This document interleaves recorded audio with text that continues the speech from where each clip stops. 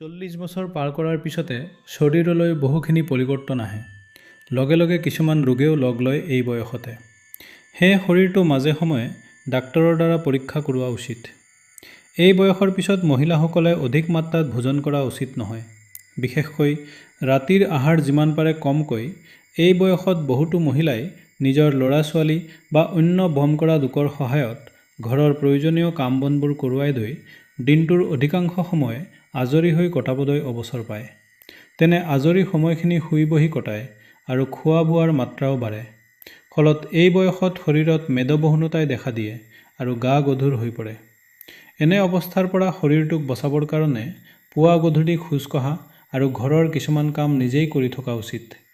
বাহিৰলৈ ওলাবলগীয়া হ'লে ৰুচিসন্মত পোছাক আৰু প্ৰয়োজন অনুপাতে মেকআপখিনি কৰিহে ওলাব।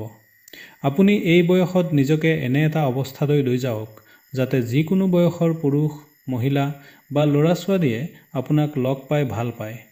তেওঁলোকে আপোনাৰ খং ত্যাগ কৰিব বিচৰাৰ লক্ষণ দেখা যেন পালেই আপুনি নিজকে শুধৰাই লওক। শৰীৰত বয়সৰ চাপ কম কৰাৰ বাবে তলত দিয়া বিউটি টিপছ কেইটা পালন কৰক। নিয়মীয়াকৈ ঘৰত অথবা জিম ক্লাবলৈ গৈ কিছু সময় ব্যায়াম কৰক। শৰীৰ আৰু ছালখন স্বাস্থ্যৱান কৰি ৰাখিবৰ কাৰণে পুষ্টিকৰ খাদ্য খোৱাত গুৰুত্ব দিয়ক। বেছিকৈ মছলা দিয়া, জ্বলা পোৰা বা তেলত ভজা বস্তু নাখাব। মুখত পৰা পাতল বডি ৰেখা কনচিলাৰ প্ৰয়োগ কৰি ঢাকিব। মুখৰ ছালৰ কমনীয়তা অটুট ৰাখিবৰ বাবে মইশ্চাৰাইজাৰ ব্যৱহাৰ কৰিব। চকুৰ আশে-পাশে প্ৰতিদিনে ভাল কোম্পানীৰ আই কণ্টুৰ জেল বা ক্ৰীম লগাব। চকুৰ বাহিৰৰ কোণত পৰা বলিৰেখা এনেধৰণৰ দ্ৰব্যই নাইকিয়া কৰি ৰাখিব। এই বয়সত ছালৰ ক্লিনজিং, টুনিং আৰু মইশ্চাৰাইজিঙৰ ওপৰত বিশেষ গুৰুত্ব দিয়ক। ৰাতি শোৱাৰ আগতে নিয়মীয়াকৈ মুখমণ্ডল আৰু ডিঙিৰ ছালত এণ্টি-ৰিংকল ক্ৰীম লগাই ছালখন মালিচ কৰক। ছালখনক শুকান হোৱাৰ পৰা বচাই ৰাখিবলৈ বডি ব্ৰাছিং কৰিব, অৰ্থাৎ ছফ্ট লোকাৰে ছালখন পৰিষ্কাৰ কৰিব। ছালৰ মৃত কোষবিলাক গুচাই ছালখনক সতেজ কৰি তুলিব। ছালখন কোমল কৰি ৰাখিবৰ বাবে গা ধোৱাৰ পিছত বডি লোচন বা বডি অইল ব্যৱহাৰ কৰক।